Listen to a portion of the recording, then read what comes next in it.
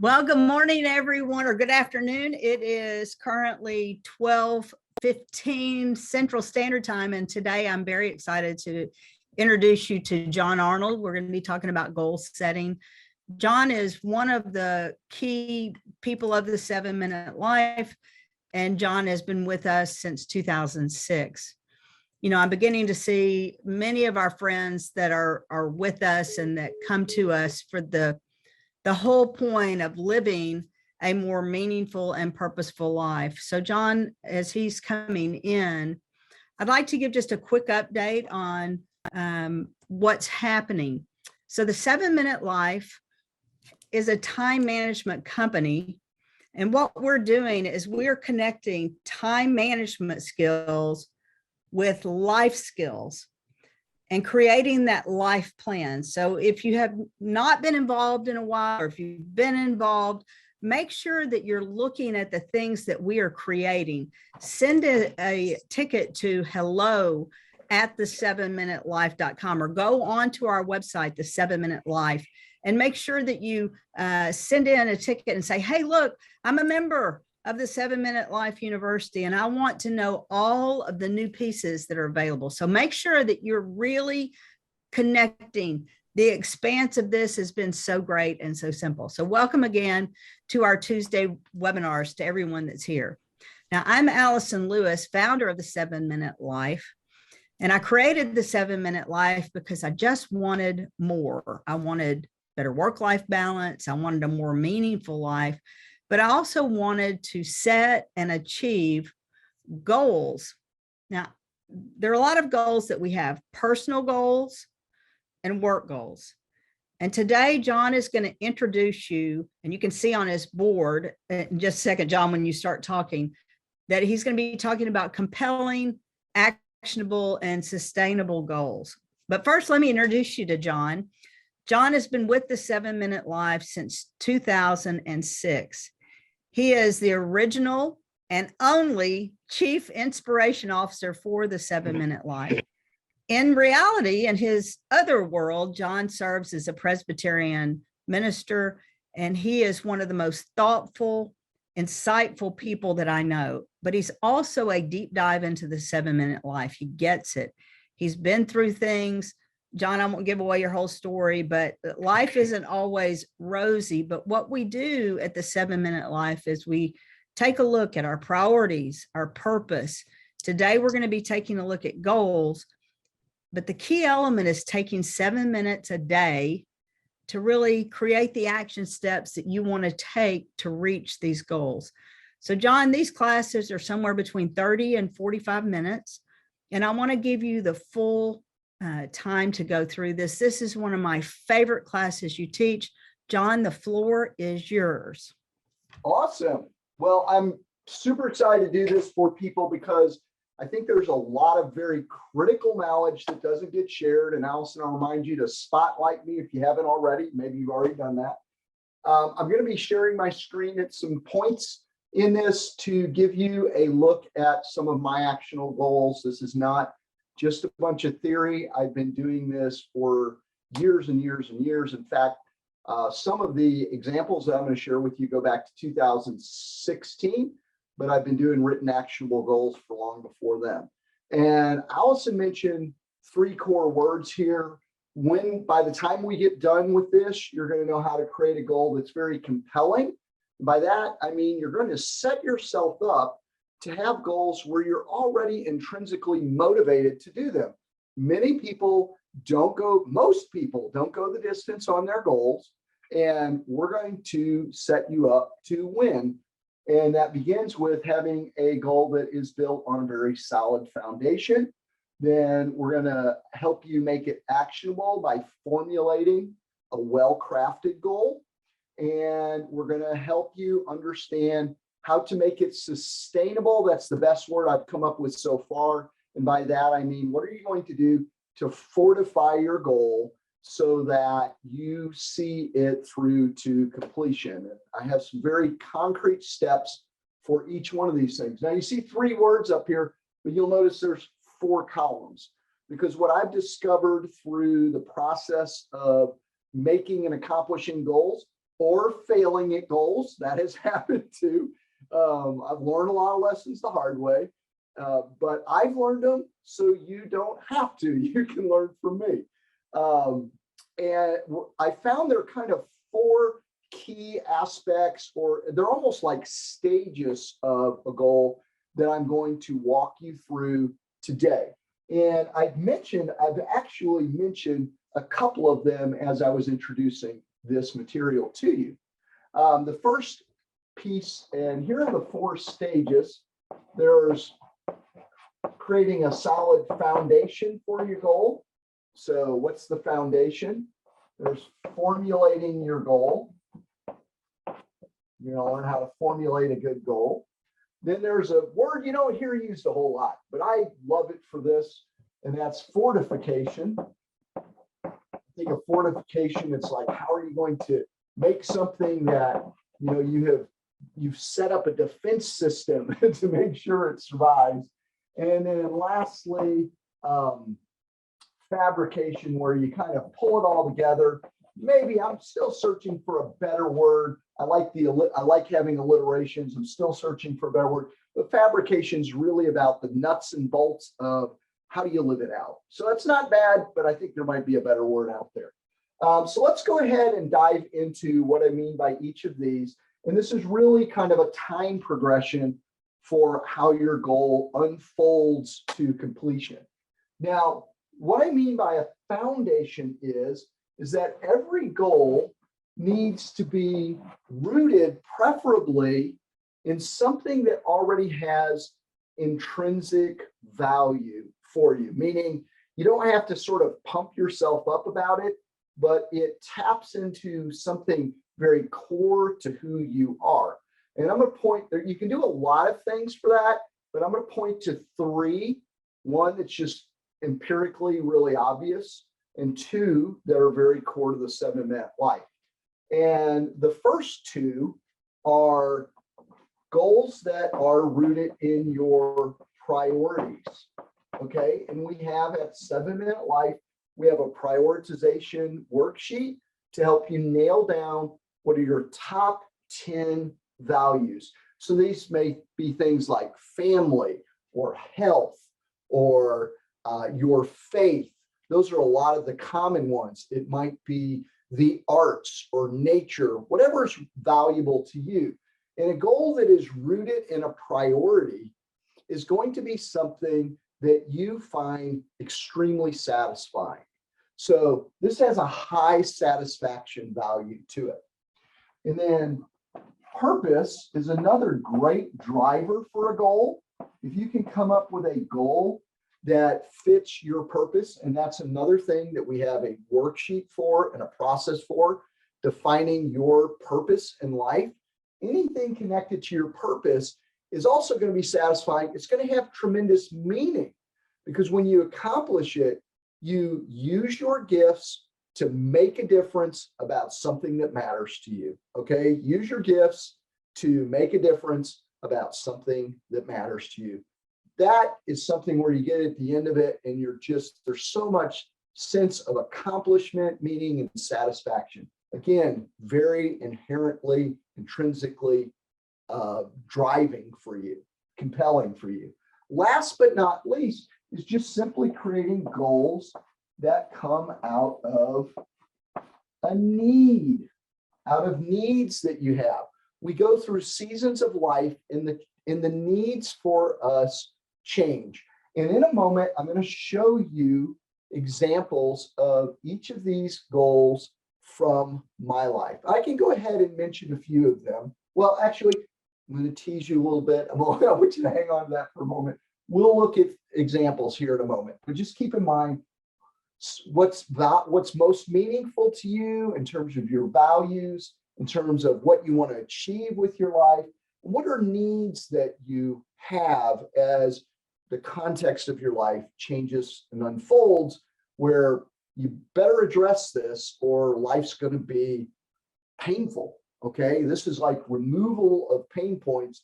This creates satisfaction and accomplishment. So I hope you can see how just by taking some time and reflecting, coming up with your priorities or your purpose or listing needs, do that first. So step one is, know your foundation for your goals, and do that by doing at least one of these, if not all three. Okay. And now for formulating your goal, what I found is one of the best formulas that maybe you've heard before, though I want you to listen really closely because I think I'll share some nuance or some differences that you've never heard before, because I've watched dozens of videos on SMART goals. That's an acronym I'm going to unpack for you. Dozens of videos, and I think there are a lot of holes in those videos, and I'm hopefully not going to leave any of those for you. So as I said, SMART is an acronym, and it stands for specific, measurable,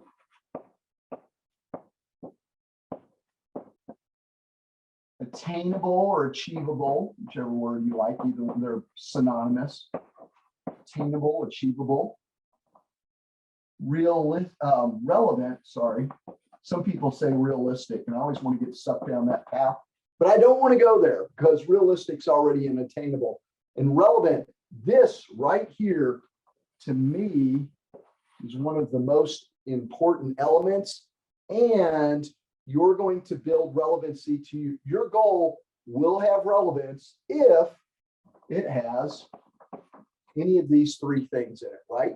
If it comes from your values, comes from your purpose, comes from a need in your life, it's going to be relevant. So we've kind of built that piece in already, as long as you're making a goal off one of those three things. And then lastly, time bound. And so let's quickly touch on each one of these. So specific and measurable, let's deal with those together. For example, one of the goals that I had that I'm going to share with you in a moment, driven by a need, was I wanted to get rid of clutter and excess in my life. And this was an issue for me. I was tired of having junk around in closets and drawers in the garage and my car. Clutter and excess, I wanted to eliminate it. And I set a very specific, very measurable goal. It had hard metrics to it. I wanted to get rid of 40 bags in 40 days of excess and clutter in my life. I'm actually in the middle of doing that right now, and laying to my right, I have a stack of, counted out for me, good old-fashioned grocery sacks, because I am doing that once again. And I did this about 12 or 13 years ago. So again, this isn't theory. I've been doing this a long time. Every day I filled one of those bags. You'll notice it is measurable. It is very specific. I even told myself, wasn't right in the headline of my goal, but I said 1 bag a day, no more or no less. And if you are someone who's considering this, I highly advise you do that, because I've mentored, I have no idea how many people now through doing this goal. And anyone who tried to rush ahead on bags or skipped days, I've yet to find someone who made it to 40 days. So key to achievement is 1 bag a day, no more, no less, because creating the discipline was really, really important. So that's an example of specific and measurable. Was it achievable or attainable? Yeah, that's very doable for me, right? 1 bag, how hard could it be? Well, I'll tell you this, it's really easy when you start out.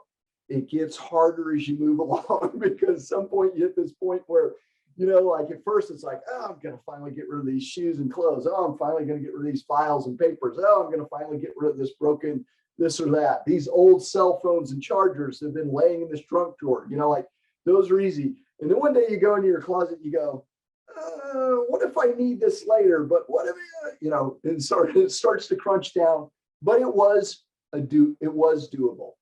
I had another goal that was tied to one of my priorities, and it was a little bit more of a stretch.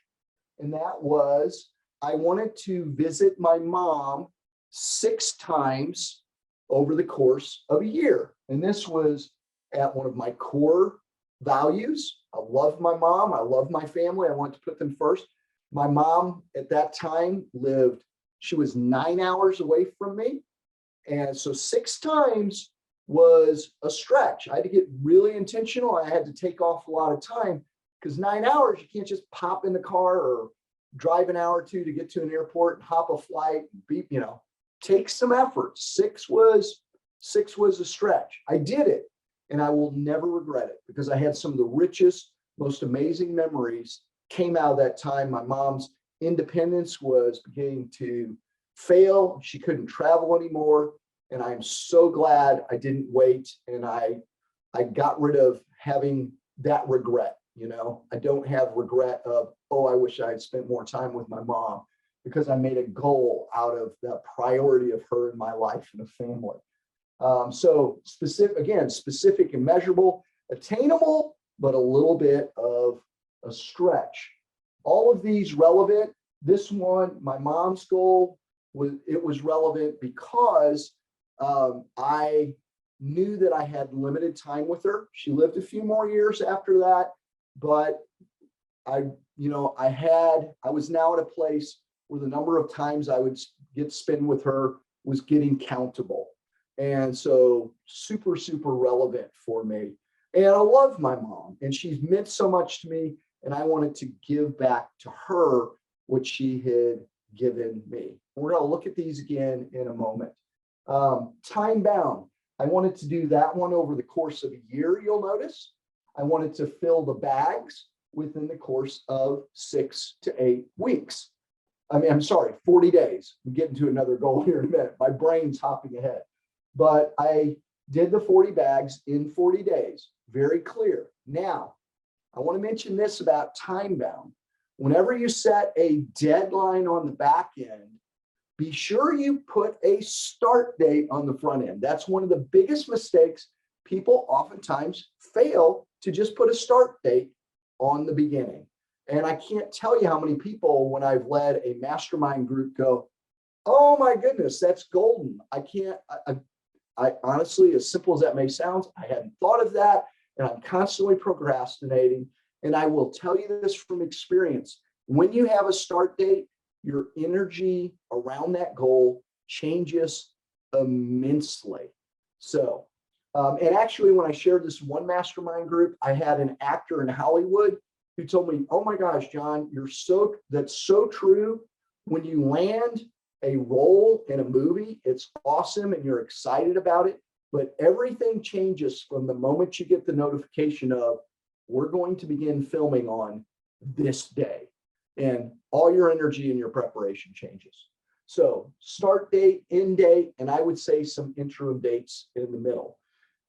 Now I'm going to double back to attainable here, or achievable. When I think in terms of achievable, I think along a spectrum, and I've kind of told you the front and the middle end of that spectrum already, just in my examples. And I'll give you an example of one that is at the far end. But imagine a spectrum from what I would call easy peasy, like I can just do this. I can knock it out. 40 bags in 40 days. Yeah, it took some effort, but you know what? Like there was nothing in that was going to stretch me in a big way as a human being. Going to my mom 6 times a year, or there's some other things like when I wrote my first book. Recently, I did some major bicycle rides. I did a 100-mile ride. I'd never done that before. Then I did a ride across most of Missouri. Those were somewhere I would put up in this range. They stretched me, but I was pretty confident I was going to be able to do them. I would say the 100-mile ride was almost at the far end of the scale, what I call BHAG, bad goals, big, hairy, audacious goals. So from easy peasy to big, hairy, audacious goals, and stuff in here, I would call those anything kind of past the middle, I would call kind of stretch goals. To me, this is maybe the sweet spot of most of my goals. I would say that if you were to take and you were to enumerate You were look at quantity of goals that I set every year. I kind of have this bell curve of a few easy peasy goals. I set several of those at the beginning of the year to get momentum. Most of my goals are kind of stretch goals. They're mid-range. Those are the ones to me that have a lot of value to them. Big, hairy, audacious goals, I usually only have one of those at any given time because they level you up and they are hard. They seem almost impossible. They seem impossible to everybody else, but you maybe, or a handful of people, and they will take who you are and be very transformative. So there's value to each of these. These give great meaning and satisfaction in life and help you grow a little bit. These level you up entirely. These give you confidence around goal ability, goal skills, if you will, and they also create momentum. Okay, so you want goals that kind of fall along that spectrum, and you want to be clear where they are. So that's the the attainment or achievability spectrum in my mind, and I try to have a balance of those. Give you an example of a big, hairy, audacious goal. I had one that grew out of a need for me. I went through a serious, almost series of health crises. I went through AFib, an irregular heartbeat. I beat it. And then lo and behold, about a year and a half later, I fell back out of rhythm, ironically, because a heart medication I was on caused hyperthyroidism that then threw my heart back out of rhythm. It was like, you got to be kidding me. All right. The cure was the cause or ended up being. And I had hyperthyroidism along with a irregular heartbeat. My energy dropped to nothing. My cognitive ability got thrown out the window. And I didn't realize how much my identity and a lot of my, pride in a positive sense was around myself as a creator. Until I lost that, it was stripped away from me. I couldn't do very simple short-term memory tasks. Creation was out the window for me. I just struggled to even do functional things. It took, I would say, about a year of slowly nudging my my thyroid back into shape, and now praise God, I'm healthy and fine, and I would say I've regained the vast majority of all that cognitive ability. But when I was in the rebound of that, and I was really feeling kind of hurt and lost because I lost a lot of identity, one of my goals, actually an overarching theme for me for the year, was to regain my audacious creativity. And so I set a goal that I was going to compose a song on the piano, and that the audacious part of that, the relevant part for me, was it grew out of this huge need to reclaim some lost identity for me. It was audacious because, first off, I had never written a song. And what's even crazier is I didn't know how to play the piano. And I did that. And initially it was not time bound because I sort of drifted my way into that goal. I was working on the song for a while, and then I realized, oh my goodness, this is coming together. Let's formalize this, formulate this, like formalize it as a goal. And I gave I was closing in. I could see where I was going to probably get it done. And so I gave myself, I think it was 6 weeks to finish it up at one point, and I drew a line in the sand. And I actually got in a class with some people that were of people who were also working on a goal. And I had to have it done. At least I felt that, because we would have the opportunity at the end to share what we had accomplished for our goal. And for me, it was my song, and I performed it live on a Zoom call for a group of people internationally. It was terrifying. So big, hairy, audacious goal stretched me in a big, big, big, big way.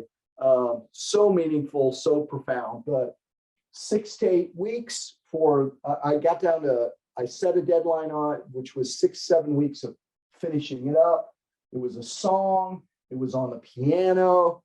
And attainable, it was way out on the spectrum. Relevant because it was going to help me reclaim some lost identity. It was going to help me in my healing journey, which was immensely valuable to me. So I'm not going to spend any more time on that. Let's go ahead, because I want to try to wrap up here in about 10 to 15, probably about 15 minutes. But okay, so once you have a written goal, and I write these out, and I usually, as part of my relevancy, I write 3 to 5 motivations. So why am I doing this? Typically tied to that. When we get to the very end of this, I'll just quickly hit you with a few slides to show you where I actually did these.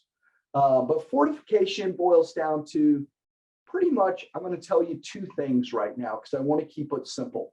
Just ask yourself the question, where could it fall apart? Okay. Try to identify what are the weak points. Most people, their goals either die, I would say the vast majority of goals die due to just neglect. But those that don't die to neglect die typically because people start running into obstacles that they didn't anticipate. And I got a news flash for you. Obstacles are actually a norm. Never should you be surprised, like how the obstacle pops up. Maybe that's a surprise, but if you go into a goal and you're like, oh my goodness, I didn't realize that, this could happen. I'm telling you, that's just normal for any goal that is worth its weight in salt. Like you're gonna run into obstacles. The most common ones are time and money, or what I would just call circumstance. Something in your circumstances changes where suddenly now it's difficult to get it done. But ask yourself, where could it fall apart? And then come up with contingency plans. And I would also ask yourself, at a minimum, what could I do? And whenever you run into an obstacle, ask yourself, what minimum could I do? I'm just going to put what minimum. I got space. We'll go ahead and put, could I do? What minimum could I do? All right. Minimal viable action. Because when you're faced with an obstacle, it can be overwhelming. And I tell people, just identify the easiest, most next action step. And a lot of people look for clarity to take action. I'm telling you, identify the simplest action, and every action will produce greater clarity.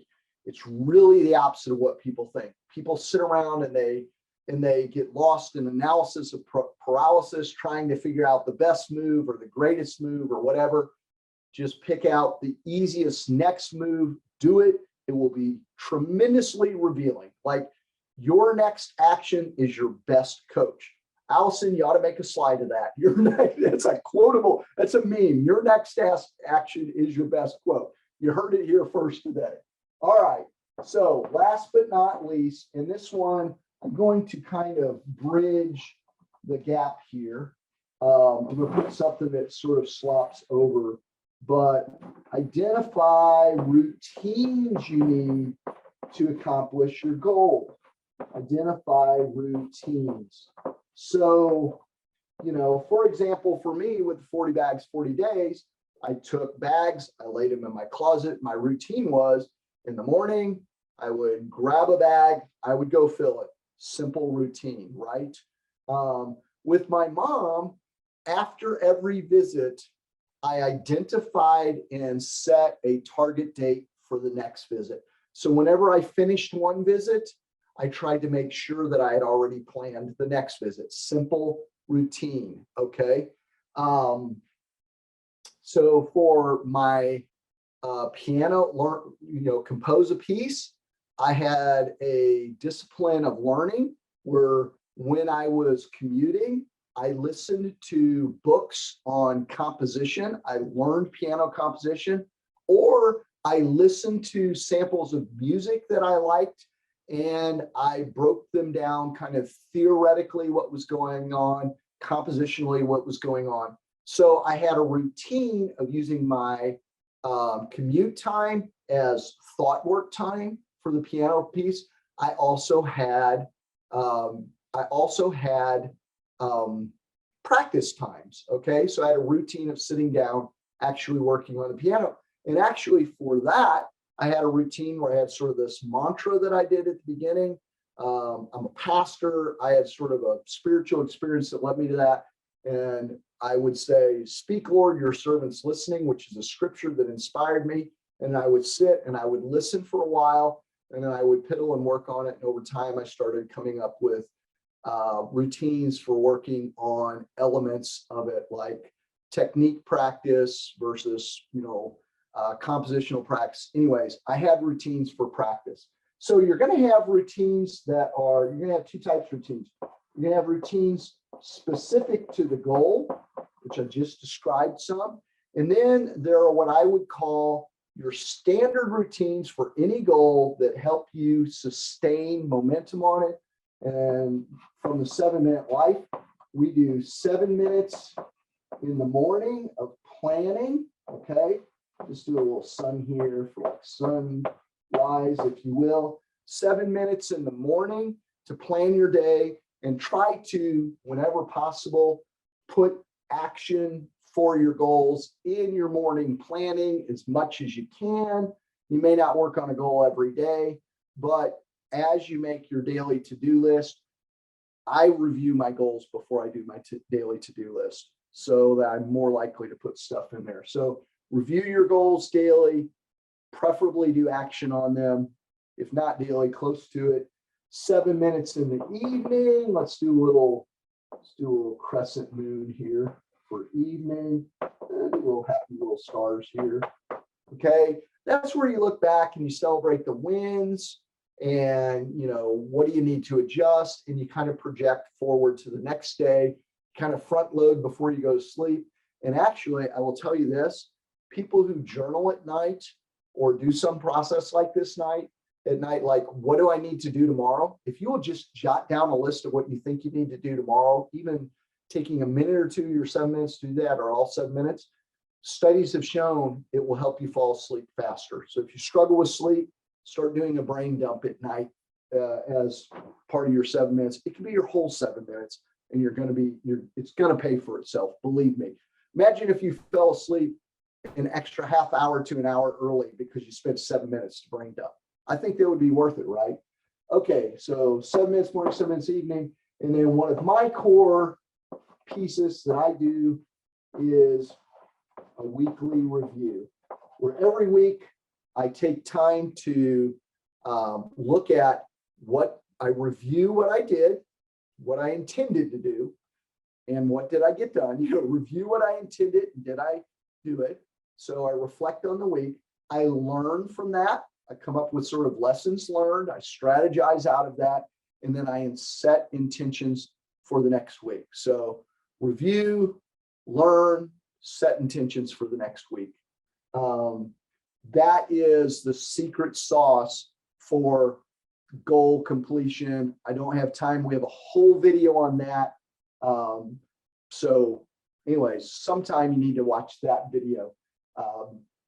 All right, so just to review this and to wrap things up, I'm going to show you very, very quickly the goals that I mentioned and make some mention some highlights on those. So let me share my screen, and we'll just hit a couple very practical examples.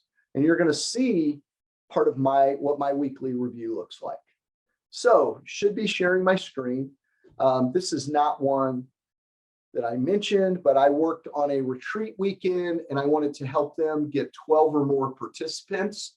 The reason I put this up here is I wanted you to see how things come out of like your purpose. Here I said, I feel called by God to invest time into helping pilgrimage succeed as a mission. That was a retreat weekend.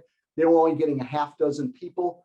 We actually, out of training that I developed because of this goal, they more than doubled their participants. After a long stretch of having like 5 or 6 people, they went to a dozen plus, like 15 that year.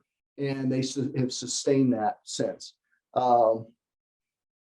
So I mentioned I came home with a fire in my belly. This goal is a perfect expression of my purpose. I will help spiritually hungry people using my skills in technology and marketing to provide them a potentially life-changing experience. Perfect expression of purpose. My goals plus a need plus an outcome. Goals, need, outcome. Core to understanding your purpose. My other goals so far, just eliminate problems. So they were need-oriented, weight loss and debt reduction, and are frankly very self-focused. I need a goal that positively fulfills my purpose, not about me. I want to live more altruistically. So within this goal, inherently, I was trying to work on bettering myself as a person as well. So that's one. Just hit a couple more here. Here's the one I wrote about visiting my mom to see my motivations. I want to love my mom in a way that honors her for all she's done for me. This is an expression of one of my highest values, priorities of putting family first. What I didn't show you is I have down here below notes on when you'll see like I have made plans to come home September 7th, 10th. I'm considering visiting home on the anniversary of my dad's death, September 11th. So, after I completed each one, I came up with the next one. So here's another one I didn't say a whole lot about. Let me minimize this one about my mom, but work 6 to 8 weeks ahead of project deadlines. That was driven by a need to eliminate procrastination. I had both what I was sick and tired of that I wanted to get out of. I'm tired of banging things out last minute, baggage that is an unavoidable part of this work style, like stress, cramming through, missing sleep, producing subpar work. And then there was a compelling side that was pulling me forward. So a need pushing me and something compelling in terms of self-development. I want to grow beyond that. Again, this is one of those level up goals that I need to go after if I want to be an elite pro at what I do or just someone playing around poorly. So that was kind of a level up my life goal. And I want you to notice I have two types of goals. I'm just going to mention this parenthetically real quickly. Some of my goals are habits, like this is developing habit. Some of my goals are achievement, like completing a song is an achievement. Learning to work 6 to 8 weeks ahead of time is developing a habit. And I think that was the last one I want to share with you. Let's see what this one is. Oh, this is just an example of something out of my purpose, and I'll wrap up with this one. I wanted to launch The Practical Disciple is my podcast, my personal podcast. Launch a Practical Disciple podcast by July 31st. New and noteworthy section by September 25th. And I revised this goal. I revised those dates because I couldn't hit it. Sometimes that happens. Notice my motivations. This goal, hang on, I got to move something out of the way on my screen. You probably don't see it.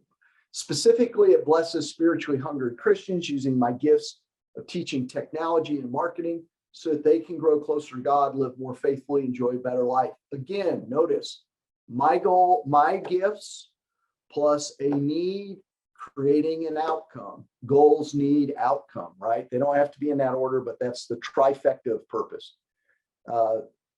This goal has potential to radically expand my list, meaning my email list of people who it can also help me reach my financial goals.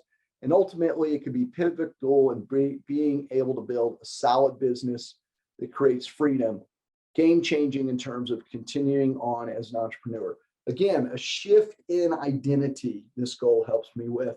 And this was my weekly review.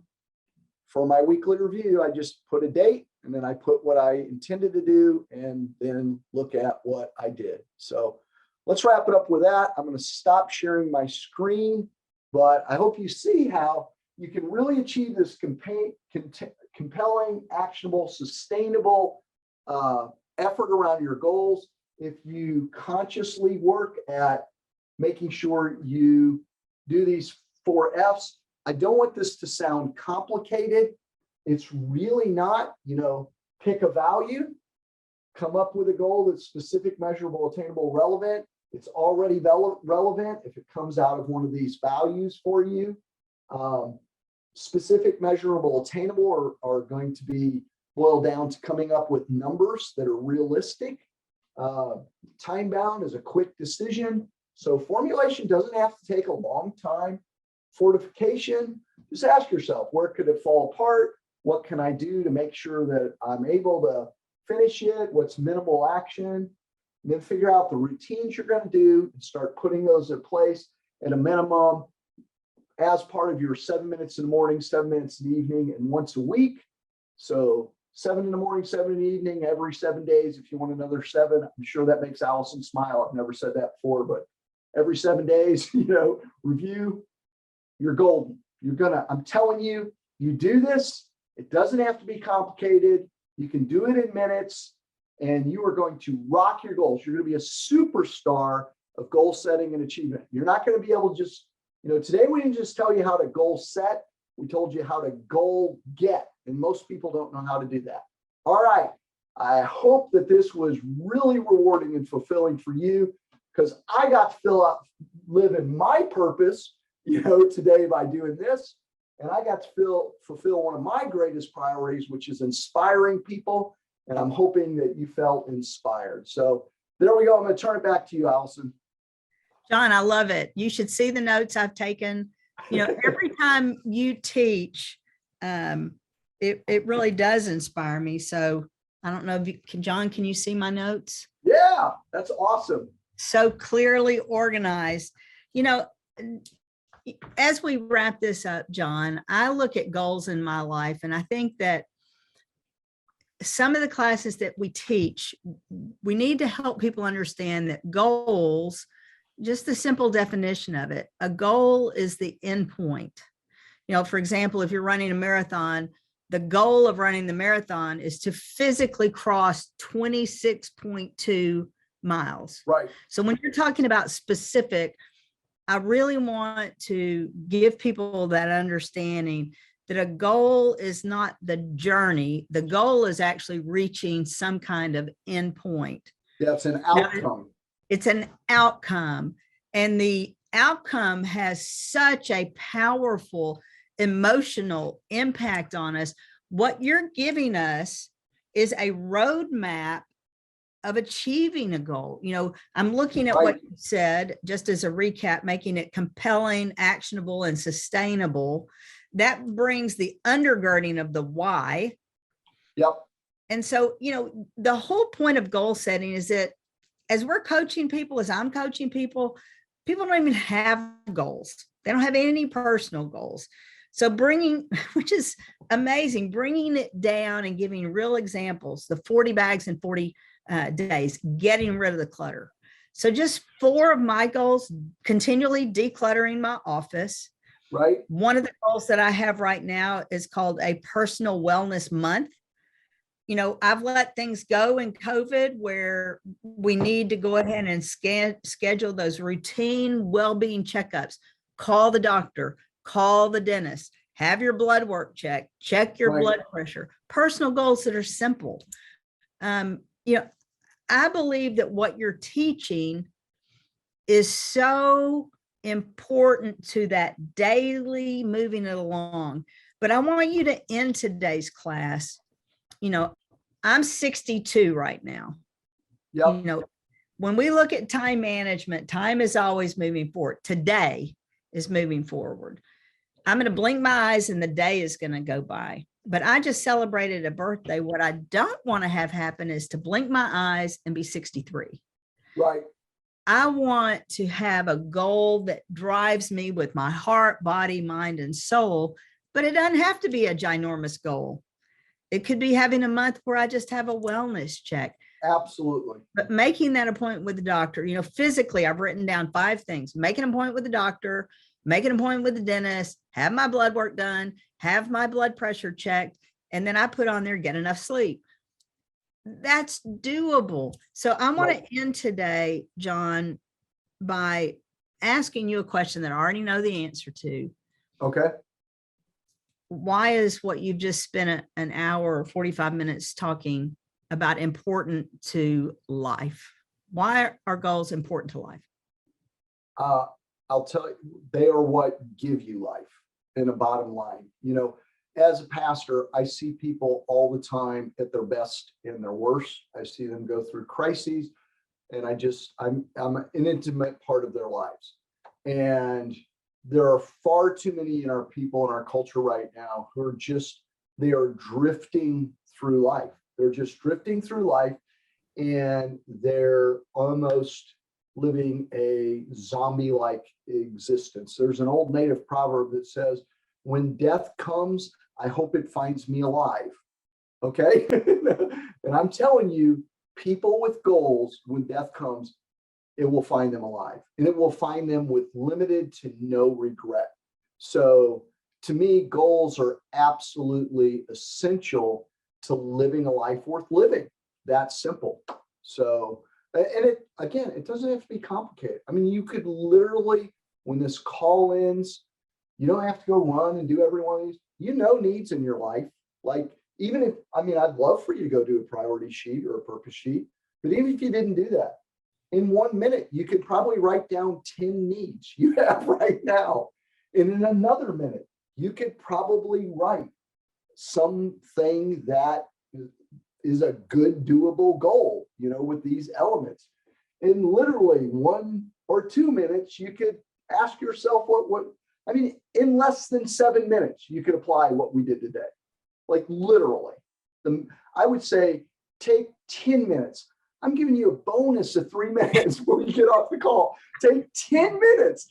That's like giving you an extra half hour on a test, like take 10 minutes and write a goal. Just apply this right now. I'm not even going to tell you have to go out and do it. If nothing, just play with it for 10 minutes and you won't regret it. It will redeem itself.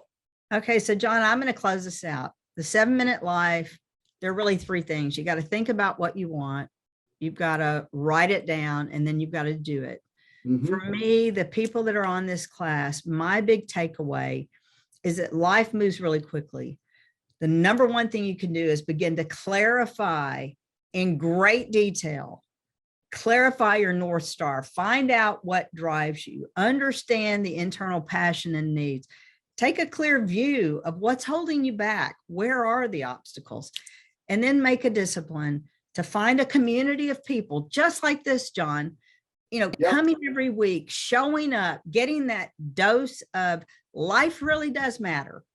That's why we're here. So I want to thank everyone that's joined us today. I know, John, you've inspired me.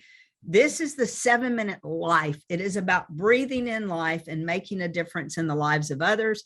And John Arnold, today I'm grateful for you. You have made a difference in my life. Oh, thank you so much. Well, you let me live out my purpose. You made a difference for me. So I want to thank everyone for being here. Make sure to mark your calendar for the next webinars. We're glad you're here, and we'll see you again soon. Thanks, everyone. Blessings, everybody.